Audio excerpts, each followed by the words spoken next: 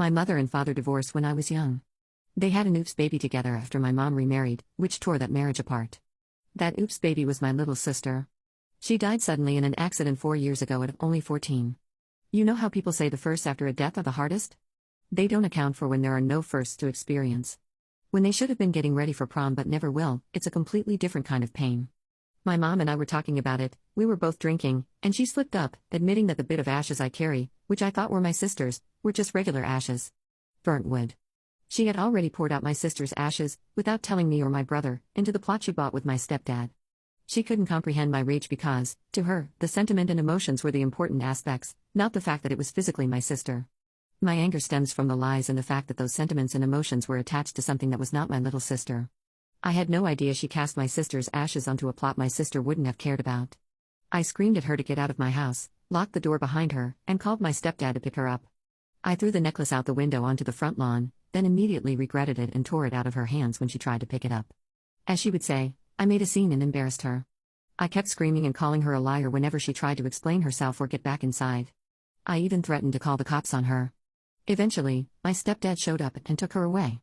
He called me the next day and left a message saying he wanted to talk about what happened. He said he understood why I was angry and hurt but emphasized that I needed to talk to my mother about it too.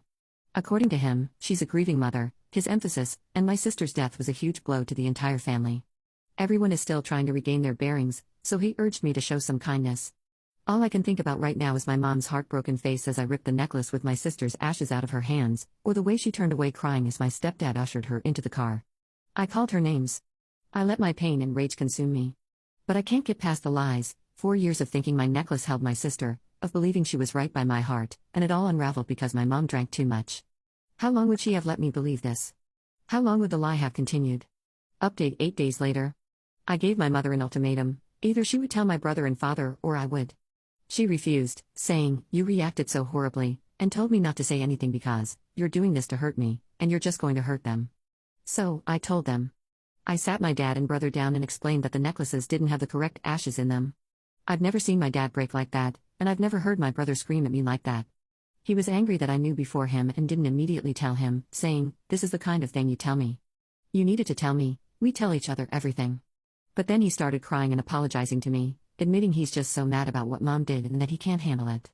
I guess that's something else my brother and I share, we both get overwhelmed initially before cooler heads prevail. My dad looked devastated, but he was clearly trying to piece himself back together. He said a lot of the same things others had said to me in my previous post, we can get some of the dirt from the plot where she was scattered. The necklace has the meaning we attribute to it, and she's still with us, even if her body hasn't been physically with us. I feel bad because some of what my mom said, like the part about the necklace being important even without her ashes in it, was easier for me to accept when it came from him. Maybe it's because he didn't lie to me for 4 years and then drop a bomb on me out of nowhere when I uncovered the truth. He held my brother and me as we cried, apologized for the pain, and said it wasn't fair that I had to be the adult when my mother should have told all of us much sooner. Dad's going to try to talk to my stepfather to find the plot because my mom has been refusing to talk to us. She's not answering messages, picking up the phone, or even posting on social media. He's determined to figure out where the plot is and visit the site. I don't know if I could bring myself to go. It feels like the final proof that this nightmare is real, and my sister is mixed with dirt, rocks, and grass in an unmaintained, unvisited plot. My mom and I always had some issues, but that's normal. This, though, is worse than anything we've been through, and even worse than the rough patch when I came out, during which we didn't speak. We eventually mended fences after that, but I can't see myself ever forgiving her for this. Not after how she dropped this on me, blamed me for my reaction, and left me to do what she should have done. To make matters worse, she won't even show me the decency of explaining why or talking to me. When we discussed cremation, it was agreed that we would all get necklaces with the ashes. My mind keeps replaying things that didn't fully add up before, times she almost slipped, moments that make complete sense now. She'd almost left her necklace behind on a trip once and didn't freak out the way I would have, probably because she knew where my sister really was. She volunteered to be the one to separate the ashes and gave Dad the rest. I assume those ashes are fake, just like ours. This whole situation makes me want to curl up in a hole and never see the light of day again. I've been on and off crying all week, unable to stop. Sometimes, I get so angry I want to scream. In the middle of my workday, I suddenly find myself rushing to the bathroom to hide the fact that I'm breaking down again because I can't stop my thoughts. I quit smoking after my sister died, but I've picked it back up again. My dad has been calling me every day to check in and remind me how much he and my brother love me. I think he's scared. My brother has been coming over every day with his girlfriend to make sure I eat something. I don't know how to end this post. I feel lost and like I don't know anything anymore. I feel like a burden because my dad and brother are both dealing with this revelation too, but they're still checking in on me and thinking of me. I'm going to look into grief counseling, but the therapist I saw after my sister died isn't practicing anymore, and my insurance isn't accepted by many therapists. I try to remind myself that my little sister wouldn't have minded so much being woven into a tapestry of grass and flowers, and that once we know where she was scattered, I can visit her and make sure her sight is always beautiful. Thank you to everyone who helped me and shared their perspectives and stories. I really appreciate it. Second update 2 weeks later. This has probably been the worst month of my life in years. I'm going to start with the minor stuff that's been happening or whatever because my head just feels like a brick. I got a promotion I'd been aiming for before everything. My boss told me I had already gotten it before all this happened, but it was held off on being announced so I could have time to process before adjusting to the new job requirements. I couldn't even feel proud. I know a month ago I would have, but now I feel numb. I'm working a lot more hours than usual, typically about 6 a.m. to 7 p.m., give or take. The paycheck looks nice, I guess. My dad keeps telling me I need to work less, and so does my brother, but my job engages my mind enough that I'm nearly brain dead by the time I'm home, which is nice. I'm non-binary and prefer they/them pronouns, but she/her is not offensive. I realized belatedly that people were calling me that. I started drinking more than usual. After blacking out one night, I let my dad take all the alcohol, and I haven't bought more since. I don't think I've ever blacked out before, so it's terrifying to hear about the night but barely remember it. About my sister, my mother finally responded to my brother, and according to him, she was a wreck, crying, apologizing. All you have to understand. There must be something wrong with me because I look at her and want to hurt her. I want to break her heart, make a spectacle of her disgusting behavior, and ruin her life. Part of me recognizes that's why I'm not overly cautious about details. But at the same time, I can't do it. The rational part of my mind kicks in, and I realize it wouldn't accomplish anything except making things worse. I just feel guilty and sick after a brief moment of satisfaction. But then I think to myself, so how and why could you do that to us? For years? She and my brother had a much better relationship than she and I ever did. And yet, she still did that to him. Like yeah, Dad and she never got better after the divorce, and after the affair, they struggled with even co-parenting for a multitude of reasons.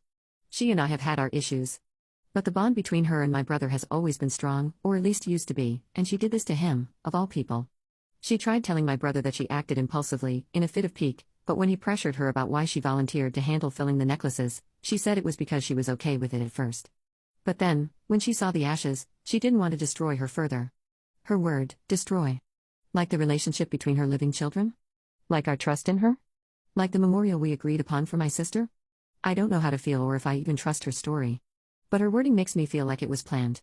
God, yet again it's another accidental revelation where she tried to uphold a lie, got caught, and that's how the truth came to light. I managed to talk to the funeral director. My sister's fingerprints are part of their records. I'm going to get her touch tattooed, but I found a way to have it put on a necklace so my brother and dad can have that if they don't want a tattoo. I'm still struggling to get in contact with the cemetery owners, a lot of unanswered emails and voicemails. I've also been looking for therapists and counselors in my area or ones offering telehealth. I have an upcoming appointment, but I'm nervous. My stepfather has stepped back. He set a boundary that he won't talk to us unless we agree to discuss this without blaming anyone. Anytime the conversation starts moving toward asking about motives or who knew what and when, he says the conversation needs to end. He's even hung up on us before and threatened to call the cops on me, implying it'd be deserved after I did the same to my mother. Edit.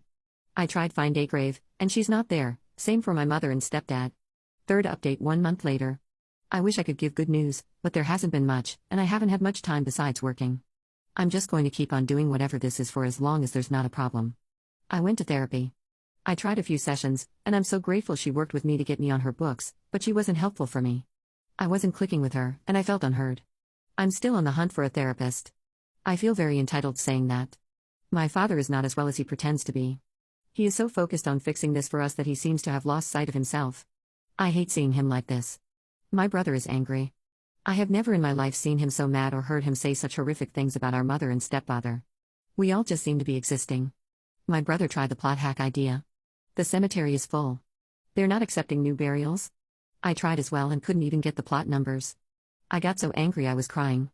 I didn't take it out on them, as it's not the cemetery's fault I can't manage my emotions, but it was absolutely crushing to come across yet another block. Our mother still won't really talk to me, with one notable exception, and even my brother is touch and go in conversation with her. She's so quick to shut everything down. The exception is this: my mother offered to let me purchase the plot from her. She said I can share it with my brother, and this way, we can be buried together where our sister is. She phrased it like she was giving me some sort of peace offering or doing me a favor. The total cost, liner, plot, headstone, permits, because our state requires one for such sales and care, will be over $9,500. She and my stepfather are willing to forego the cost of the headstone and make it easier for my brother and me, supposedly to make up for us not being there for the scattering. No mention of how Dad wasn't there either. No true sorry, just what amounts to if you want access to your sister, pay me for the privilege. I want to say she doesn't intend it this way. I want to agree with my stepfather that this is her attempt to reconcile, so I should meet her halfway.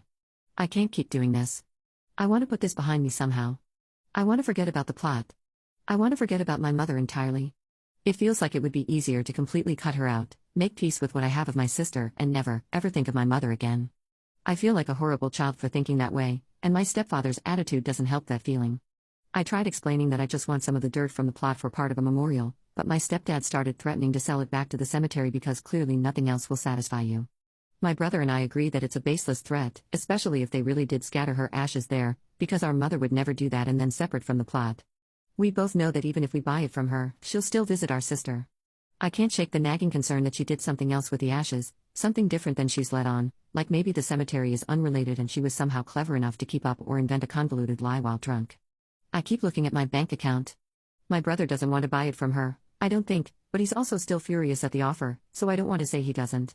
He means well, I think, but anytime I try to broach the offer, he starts in about how we're making our own memorial and how her offer is needlessly cruel, so I shouldn't entertain it. I could afford it if I shuffled some bills around and worked more.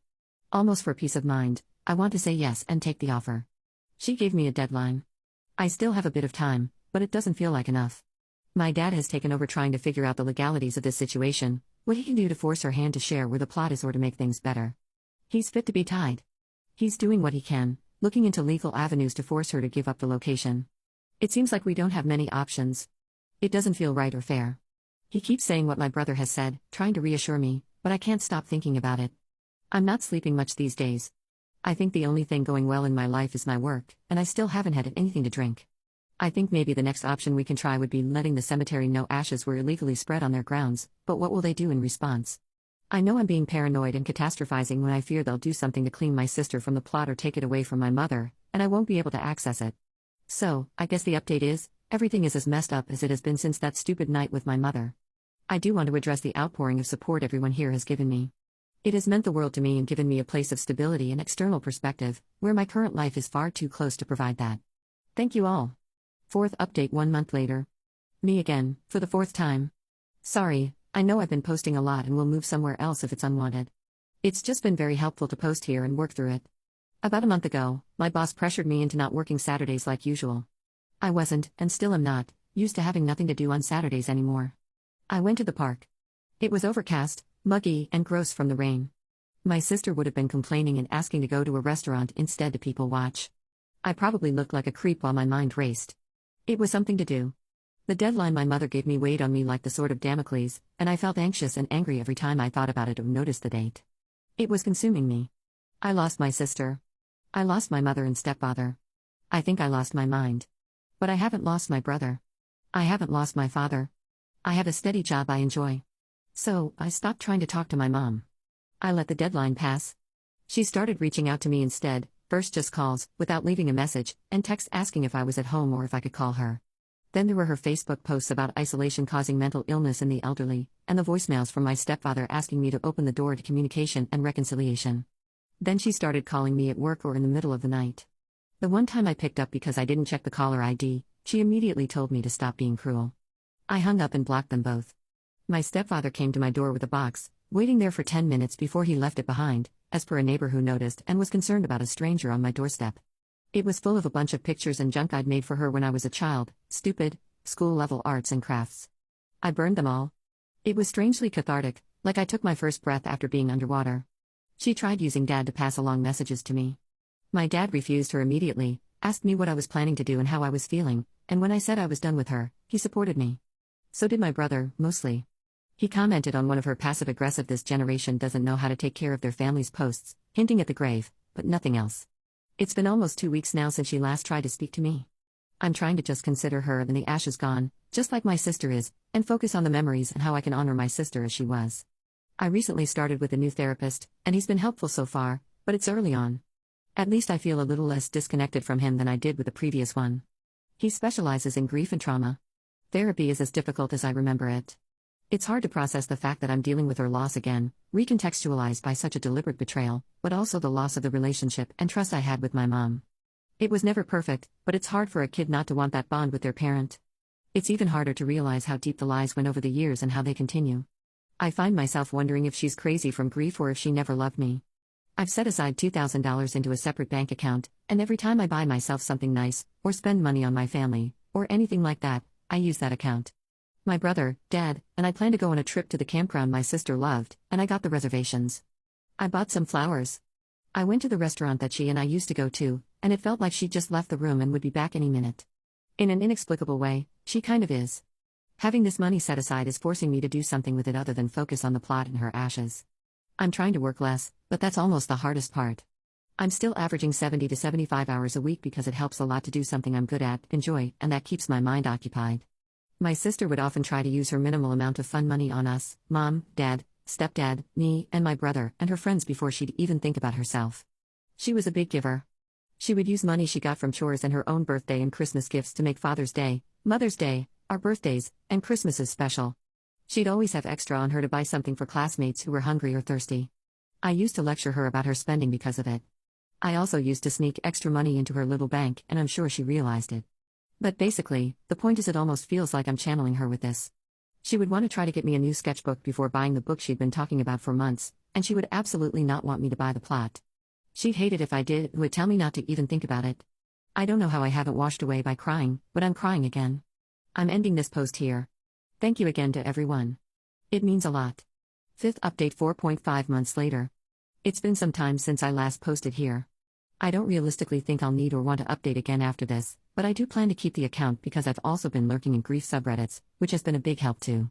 I just know I posted a lot, sorry.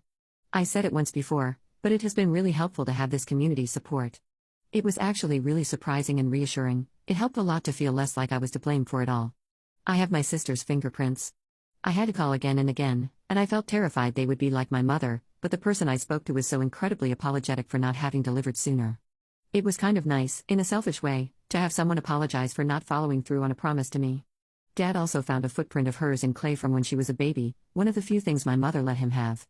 I'm working on finding a tattoo artist now. I'm not dead, and I'm sober since messing up again in August. Tomorrow marks 100 days. Dad is doing great. He spends a lot of time at a community center that has scheduled events and outings for older people to get together. My brother is engaged to his girlfriend. She's wonderful, she makes him a happier person, and she has a knack for reading people and making you feel like she's always genuinely happy to see you. I think in the coming months I might see if she wants to spend some time together too, to bond. It might be nice to get to know her better and spend time one-on-one. My mother showed up to visit me on September 14th. I let her in. She actually admitted she was wrong, didn't stay on that track, of course not, but she led with that hook. The first words out of her mouth were an apology. I'm so sorry I hurt you with her ashes. She even seemed like she meant it at first. I told her I didn't want to talk about anything to do with my sister. Then she boundary stomped, I'm learning from therapy, I'm just slow and dumb. She started guilt-tripping me, weeping about how this whole time she was always just trying to make things right but we couldn't come to a reasonable compromise. When she did it, she couldn't get over her own pain, and she was sorry, and life is finite, but a mother's love for each of her children is infinite.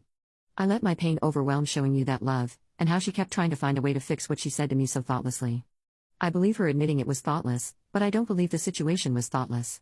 She offered to separate the ashes, and she lied for years with many chances to come clean. But she said her attempts to mend things kept falling through, and we wouldn't help her find a solution for us all to have what we wanted. I didn't ask for elaboration. Call me stupid, I let it go, even though I am more certain than ever that she did something less than legal with my sister's ashes.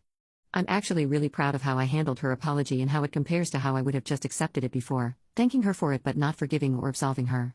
She didn't seem to notice I never said anything like it's okay, or I forgive you, or even I understand. I didn't bring up the plot or ashes again. I let myself not quite pretend we were fine, like this never happened, but I just tried to see if I could even stand to be around her anymore. We just sat together and talked about banal, unimportant things, her work, what she's been up to, other than stringing me and my brother along about our sister's remains. I even hugged her. I ruminated over that hug, that whole visit, for a while after. I have the vocabulary now to know she was hoovering me, deliberately trying to get me to come back into her sphere of influence so she could control me and get whatever it is she gets out of my emotional distress, but in the moment I was stupid. When she was leaving, I promised her that I would call more, but I wasn't ready to keep seeing her in person again. She did not like that I didn't let her come back into my life without any sort of barriers or limits. She refused to understand. She had banked on this working on me, coming over unannounced against my wishes, empty promises that she loved me, and unsubtly blaming me for the fact she refuses to tell me the full story or take accountability. Unfortunately, it would have worked before.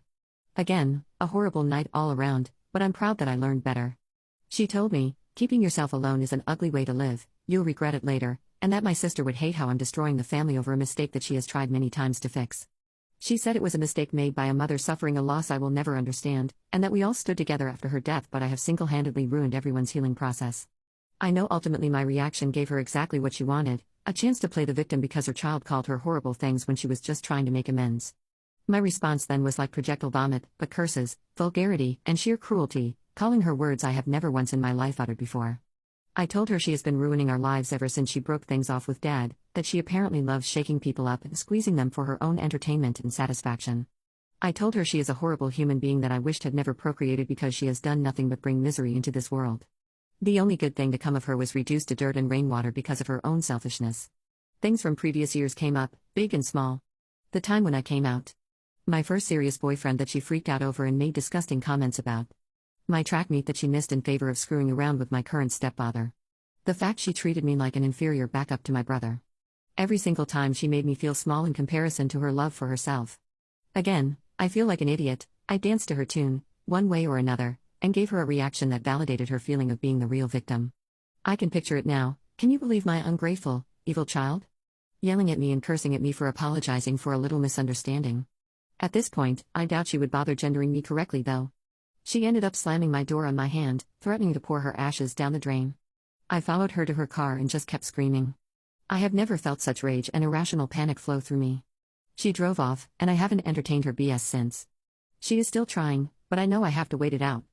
My therapist likened it to a toddler used to crying and getting a cookie, now doing it repeatedly in hopes that the cookie will come. The longer I deny her the cookie, the more likely she is to give up and search out another source of the emotional boost she gets out of it because I made it too much effort to try to get it out of me. Pretty sure that has already happened with my brother since she nosed around to ask what he was up to. I know my brother's tendencies and the way he's felt toward her ever since this began. During the fight, I started experiencing some palpitations and vertigo, as well as breathlessness and fatigue, and eventually later on nearly passing out. But I ignored it then because I was angry and focused on the fight, then later because it was only intermittent and I never actually completely passed out. Also, I didn't want to bother with it or deal with it and frankly didn't care. I cared about my job, my work, I cared about my brother and father. I really didn't have it in me to care about an issue with my heart. It was at the point I debated canceling my yearly checkup. My thought process was a little like, if there was anything wrong, I didn't want to find it. Not sure if I wanted it to get to the point of no return or just didn't want one more thing to go wrong. I've been through a few therapists at this point, to the point I wondered if I just don't want to feel better or put the work in to fix myself. But the one at the time hinted that it could be considered passive suicidal ideation and that therefore I was a risk to myself. Pretty much a false threat but enough to push me. So I agreed to go to the doctor, but unfortunately had a minor incident beforehand and had to go to the emergency room. Stress-induced cardiomyopathy. Basically, I literally worked myself up so much for so long my heart said, I want to have a temper tantrum too. Honestly, in the end, it wasn't that bad. It sounds worse than it was, looked worse than it was, because some lifestyle changes and medicine were enough. Time off work, reduced hours when I came back. No smoking. My dad's still been calling to check in often and to chit-chat, but he's not doing it daily anymore, and it's not like a big thing anymore, we're just talking. My brother and his fiancée have just happened to be in the area a dozen times since. But I do appreciate it when they come by or Dad does because it's more fun to cook for them than just one person, and my house is less quiet. The neighbor that called 911 for me never really treated me any differently, not about her having to do that for me, not about the fact I've had 2 very loud and messy confrontations that disturbed the peace. I'm grateful for it. She came by with herbal tea and ready meals for me a couple of times in the first few weeks and a jar opener to let me borrow, then surprised me with one of my own. But she didn't fuss over me or act like there was an elephant in the room either. She just treated me as normal. I appreciated it so much but didn't know how to phrase my gratitude without feeling inadequate because I'm ashamed of my issue with my mother leaking into spaces where others could have overheard. I settled for starting to bake. I used to love it. So for a while, I was just dropping these packages of brownies and cookies at her doorstep like a weirdo. Thankfully, she's not allergic to anything or diabetic, so it wasn't as if I were repaying her kindness with something harmful. I felt weird singling her out, so I also made some stuff for my other neighbors and my dad and brother and sister-in-law. Dad used to joke when I got in a baking mood I was trying to fatten them up, but he hasn't. He's just said it's nice to see me acting a bit more like myself. It's selfish of me and shows how self-absorbed I am that I didn't know the family across the street was struggling until I delivered some to them, so I started giving them actual meals too instead of just sugar. At first, I was afraid I was intruding, but they haven't told me to back off since, and it's been some time since I started. It's been nice talking to him too about his struggle taking care of his wife and kids, or getting him to go out for some time with his buddies, or getting some one-on-one time with his kids so caregiver fatigue doesn't get to him, or spending some normal hangout time with her like watching movies, or helping do her makeup and nails because it's hard for her to leave the house, or cleaning the house up or grocery shopping, or helping with the boys. I say helping with the kids, but mostly just supervise distractions for them or getting them out of their hair for a little bit of time. It feels weird being leaned on by people outside my family. I'm not good at grieving or stress, I didn't handle either right. I'm not good at emotions, and I'm still drowning some days, but I help where I can and I'm just glad that it's actual help. Plus, the kids are cute. The older one is delightfully opinionated about things like what blankets go with which sheets and which pillow needs to be in what order, and he enjoys playing games where he can boss me around and make a story. The younger one was shy at first but now practically screams hello whenever he sees me and doesn't hesitate to tell me all about what I missed since the last time I saw him, every second. I decorated for Halloween and even dressed up. It felt strangely nostalgic, even though it was the first time for me doling out candy instead of trick-or-treating or doing nothing at home. I didn't get too many kids at first, but then I lost track of time and the kids, and suddenly my bowl was empty. My across-the-street neighbors came through, and I don't know how to put it. I know the kids are dressed up, but it kind of surprised me how many kids and parents I recognized and how many recognized me as they came by, but especially how positively they seemed to react. I don't know. Makes me feel like I'm actually part of the neighborhood. It isn't like I was some recluse in the neighborhood before, but I didn't reach out much to others, and when this mess started, I was basically ignoring them. It was kind of nice to feel like they might actually enjoy having me as a neighbor. Taking down the decorations was less fun than putting them up, but I think I want to go bigger next year or see if there's anything in the community for events that maybe I could volunteer my time toward. If I remember right, the theater used to run a few plays during October, and the proceeds went to one of the high school's drama clubs. I knew the more family-oriented holidays would be difficult, so I started preparing early. Getting a game plan in place with my current therapist, who is still not the best fit but feels more like what I need, even if what she says is not what I want to hear, brother and dad, planning who to visit and when, how to handle any mom-related events, things to do to distract myself, just making plans in general. But in the end, I ate dinner with my family, and it was lovely. My brother and his fiancée hosted. It was a good time. I haven't laughed that much or spent time with my family in such a relaxed environment in a long time. I could breathe. I brought some food to my neighbors across the street in a little gift basket each for both kids, and invited my next-door neighbor over for pie and to join me in Christmas tree shopping the day after. Christmas itself is going to be hard. I know it. I could go on about why, and how the camaraderie and goodwill and the feel-goodness of everyone being together made it her favorite holiday. This is already so long. My mother's husband apparently showed up at my house on Thanksgiving, for the next-door neighbor, and dropped off a plate of food and a jar of cranberry sauce with a note. I threw it all out. I plan to talk to my therapist about it and to realistically plan on what I want to do about the fact she and her husband keep dropping by my house. My brother is just so happy with his fiancée, and she's genuinely a kind, funny person who just suits him, and he lights up around her. She asked if I would help with dress shopping, which is the ultimate proof she's a sweetheart. I'm as fashionable as a potato sack, so she's only asking out of the kindness of her heart to invite me into an important part of her wedding preparation, which truly I'm grateful for. Plus, she's thinking of going back to finish her degree before marrying, and listening to how my brother talks about her passion and drive and every other positive quality he admires is really sugary sweet, rot-your-teeth stuff. I know they fight, everyone does, but they handle those fights in a way that gives me high hopes for them. My brother and my future sister-in-law, still not used to calling her that, but I love it, haven't set a date exactly, especially if she does go back to school. It will be at least next year so they can save up. I keep looking at the amount left of that original $2,000 I put aside, and I could help a lot with that, or with her schooling. I don't know what I'll do in the end, but I think that is the perfect use of the remainder. I don't know what my mother is going to do with the rest of her life without any of her kids. Guess what? I don't care. I know I said something similar before, but I have even more support now. I have had a lot of help to recognize that what she's pulling is manipulation, not love. That helps keep me on the right track. The loss of her aches, like when you pull a rotted tooth, but I'm allowing myself to feel that pain instead of trying to fix it or numb it. She isn't the mother I want her to be. She isn't even the sort of person I would willingly want to be friends with. I don't allow myself to check her socials. I have her and her husband blocked everywhere I can. I changed the locks a while back. I don't allow myself to think much about her threat and what it means about the ashes. There's so much about this that hurts. I feel like I can't move on from my sister without it somehow being a betrayal, or like the ashes were actually inhibiting my grieving, which makes me feel like I wasn't honoring her the right way. It's hard to move on from my mother because it's practically encoded in my DNA to love her. Plus, I've never been that good about enforcing boundaries with my loved ones. I'm working on it though. I'm realizing I'm not good at ending things or wrapping them up, and I've been adding to this one update for a while now, so it's gotten really long. There's more in my present than my sister. It feels callous and wrong, but also like a good step to admit that.